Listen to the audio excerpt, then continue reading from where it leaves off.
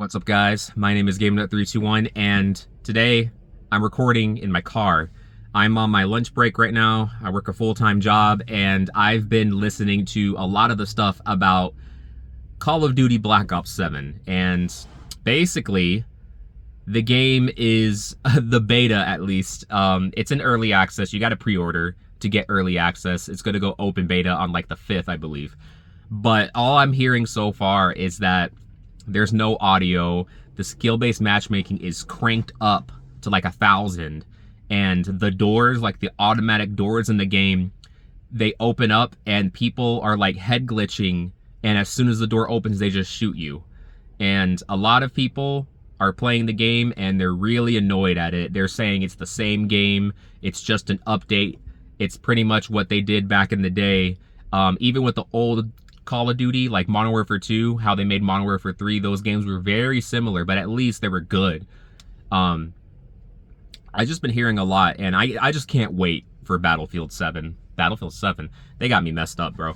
Battlefield 6, it comes out October 10th, and that's just going to be the game, the FPS game to play for the year. I know they're probably going to say, like, Battlefield is boring, it's going to die in 2 months. What about COD, man? Like, it's the same thing every year. I'm drinking a C4 energy drink. It's the same thing every year. And I reacted to Ackman's video, and he was saying some stuff about how he was too old for Black Ops 7 and that he's done with Call of Duty. And I know there's a lot of YouTubers, like a lot of like some Warzone streamers, some COD YouTubers who have been playing since day one.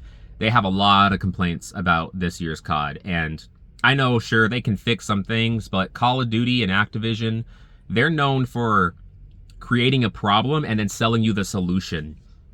So all these problems that's happening with Black Ops 6 or Black Ops 7, I'd say both games, is that like even the previous CODs, they take away features just to bring them back, and they call it innovation, right? I don't understand how people can just keep falling for this, and I understand, play what you want. If you want to use your money to buy Call of Duty, go ahead and buy Call of Duty. But there's like another thing too. They jacked up the prices for Game Pass, right? I don't know about the standard price. It's probably still $10, but I heard that the only way to play Black Ops 7 on Game Pass is to get Game Pass Ultimate, at least, you know, day one games. Don't quote me on that, but they increased the price from $20 to $30. And I heard everywhere pretty much in the gaming space that they were basically like everyone was flooding like the Xbox Microsoft store to unsubscribe from Game Pass, and the website crashed. So I don't know what they're going to do with it, because like it's one of those situations where vote with your wallet. And I know some people are just going to be like, oh man, you're just broke. But like at some point, people are going to see like, is there value in having that? And they just cancel their subscription. And it's just Microsoft has L after L after L. So does Sony. Sony has L after L after L, releasing what? The Last of Us Part 2, remastered HD full electric boogaloo edition multiple times. And I'm like, okay, what's going on here? Like, I know we got inflation. I know AI is taking over jobs. I know people are getting fired and replaced with AI. But we're at this point where it's like consumerism is becoming normalized. And a lot of these things are becoming like luxuries. Like, we can't just play games anymore. We have to worry about if we can even afford the game. We have to worry about like, is the game going to be good long term? Are they going to shut the servers down after a certain amount of time? Like with other games like The Crew, I heard other allegations like that. Like people were really playing The Crew, which is like a racing game. It's like a live service racing game. And there was talks about them getting rid of the servers, and people love that game. And I know it's like a whole spiel about the whole stop killing games thing, or the whole pirate software situation.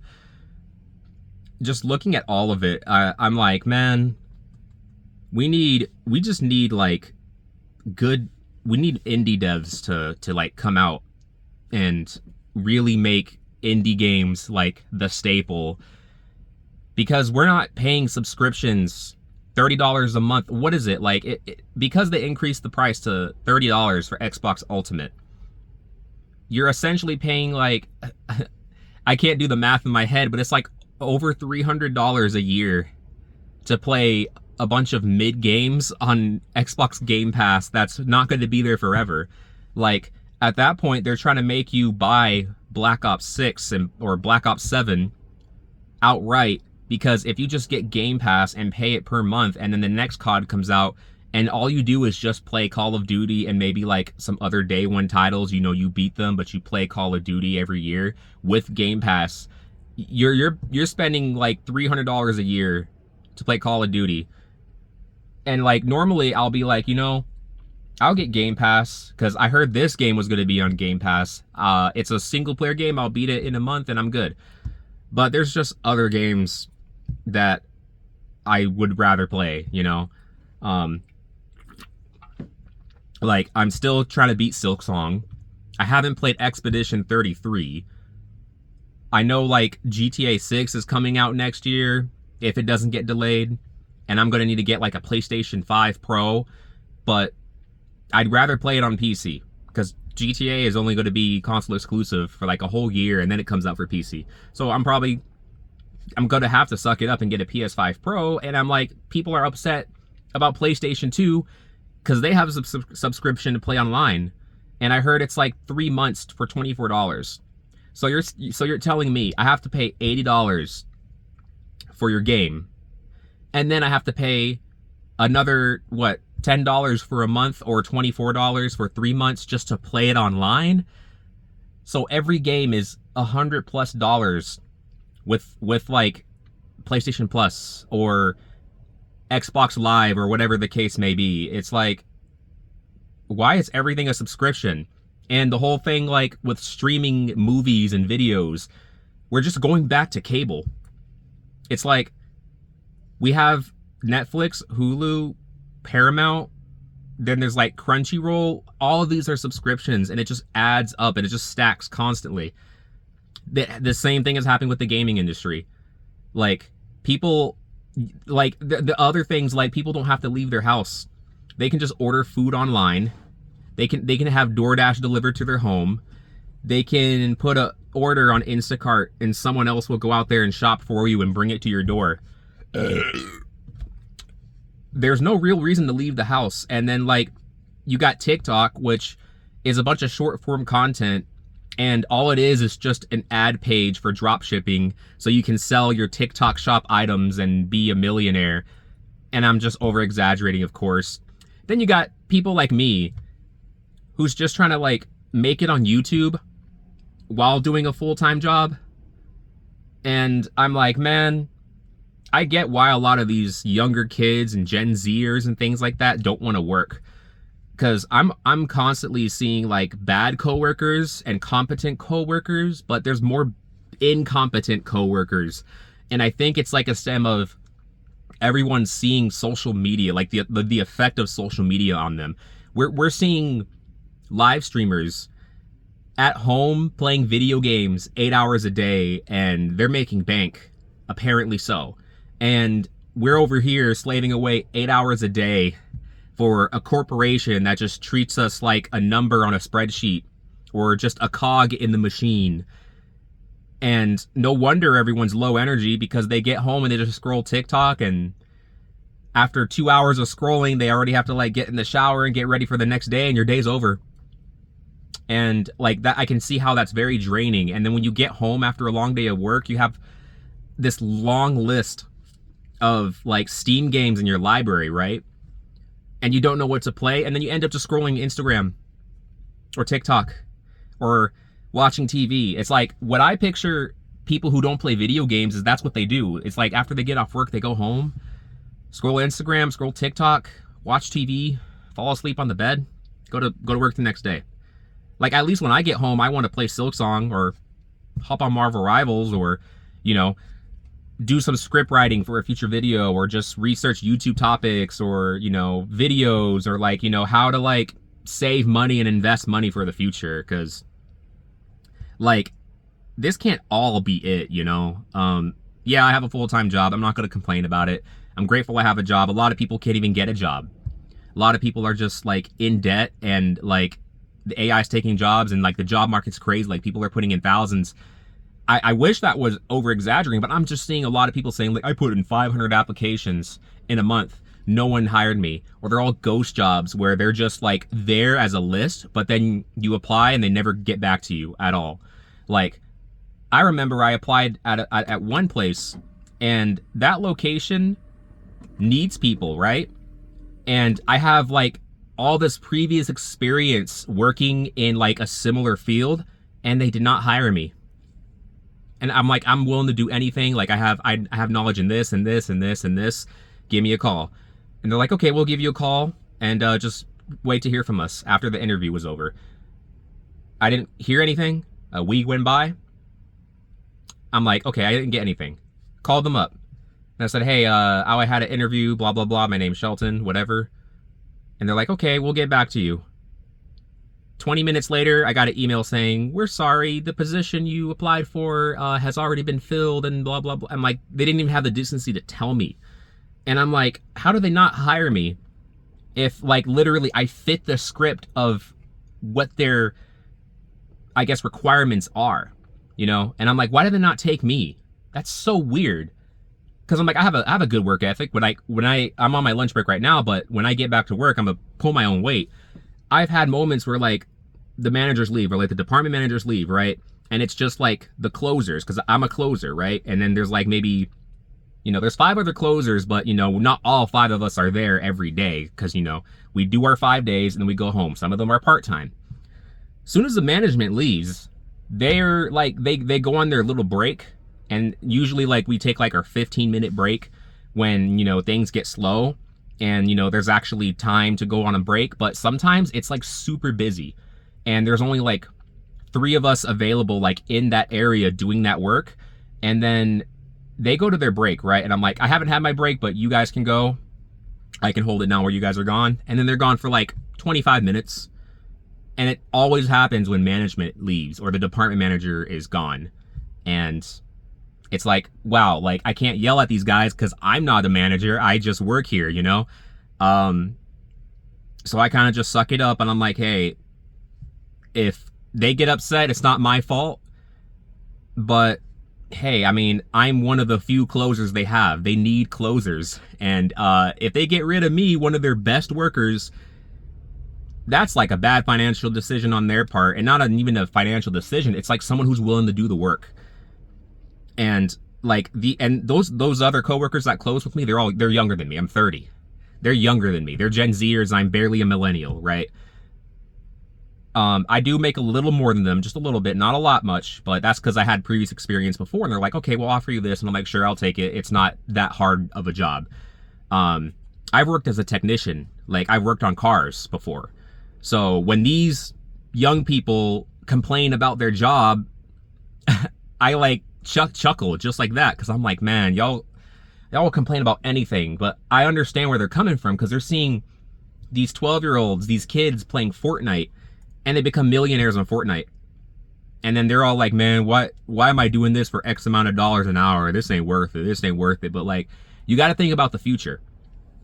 AI is getting bigger, and we need people who's willing to do these kind of jobs. Like this might be a little personal, but I heard people get upset about like, you know, black fatigue and like Mexicans always like flooding the US. And I'm like, okay, so these people are willing to do the jobs that you are not willing to do.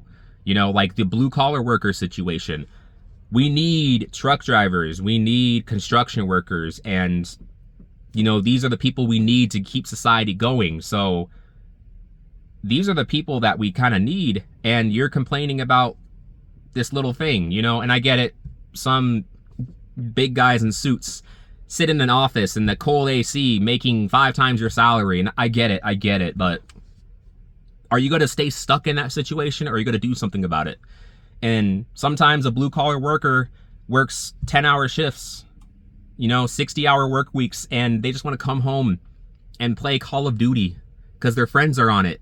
And they get absolutely wrecked because they're just trying to hop on and play with friends, but the skill-based matchmaking makes it so much worse. And everything is a subscription. Pay up if you want to just have fun doing this thing. Oh, we have to go to work and break our backs for a company that doesn't really care about us. Is like literally like they will get rid of you and replace you in 3 to 5 business days. It's just that easy. And I'm like, here's the thing. Working a full-time job, it's hard at first, but it gets easier the older you get. And gaming doesn't feel that, it doesn't have that novelty, because sometimes I'll be playing the game and I'm like, man, I can't even enjoy this full game because I know I have to go to work tomorrow. So like I'm sitting here playing Silksong and I'm like grinding it out for like an hour and a half and I want to keep going, but I look at the time and I'm like, man, I have to go to bed for work. This kind of sucks. Another other end is like, man, I should probably go to bed early because I'm a closer, which essentially means I don't get home till like 10:30 p.m. And once I get home, I kind of just want to play video games, but I also want to make YouTube videos. So I like, do I make videos right when I get off work when I'm like low energy? Which is kind of why I'm in the car making a video, because I'm like, I'm on my lunch break. I can at least be somewhat productive while I'm, you know, on my lunch break. So I can at least like make videos and go back to work. And, you know, when I get home, I can at least brainstorm some ideas while I'm low energy, and maybe I can set my alarm a little earlier so I can wake up fresh, full energy. Then I can record a video, post it, go to work, get off work, come back, record in my car, and I'm just getting more content out there. So like, you got to think and not just consume things and just be part of the herd, right? So I get it. Like, there's a lot of things going on with the gaming industry. Everything costs money. Working a job sucks. People are incompetent. Like, even some customers, they're incompetent and annoying too. Like, I get it. I'm at work. I'm supposed to be in my work mode, but I'm busy with other stuff, right? I wish I could help you, but you got to go with someone else, because the things we're doing, we're being timed. We have to get this stuff done before we go home. And yeah, that's just how it is, you know. And I get it. People are coming in, they're spending money on overpriced, inflated groceries. Lines are long. The holidays are here. Like, it's nuts right now. A bunch of games are coming out. Like, we got new consoles coming up soon. New Year's, like, it's insane. And I don't have time for all these games, bro. Like, there's just so many games coming out. Call of Duty, Battlefield. I still got to finish Silksong. I haven't played Expedition 33. We got GTA 6 coming out next year. I'm still waiting on news for Kingdom Hearts 4. Final Fantasy news as well. I haven't even beaten, like, Final Fantasy Rebirth. I didn't play the first one, but the Rebirth, you know, I haven't finished that game. I haven't finished Black Myth Wukong. Souls-like game. I've played Dark Souls 1, I've played Dark Souls 3, I've played Elden Ring, I've played Bloodborne, haven't finished Wukong. I have a long list of games I gotta play, dude. So like, I don't need to be on COD again for another year. I mean, I skipped Black Ops 6. I played it for a month on Game Pass. Game Pass subscription ended, didn't touch it again. And now Game Pass is $30 a month. At least the ultimate. So you're telling me if I want to play Black Ops 6 day one for a month, I got to pay 30 bones. At that point, you might as well buy the game. And I ain't buying Black Ops 7. I ain't buying Black Ops 7. Yeah. That's kind of this video, you know. I got my car off because apparently when my car's on, there's too much background noise, too much rumbling. So I have my car off. I'm sweating. But like I said before, I was a technician before, and I've worked on cars outside in 110-degree heat. Of course, we're in a garage, but it's hot. You know, I'm used to it, but yeah, 20-minute video right here. We're 19 minutes in, and I gotta go back to work. Yeah, thank you for watching. Catch you next time. Peace out.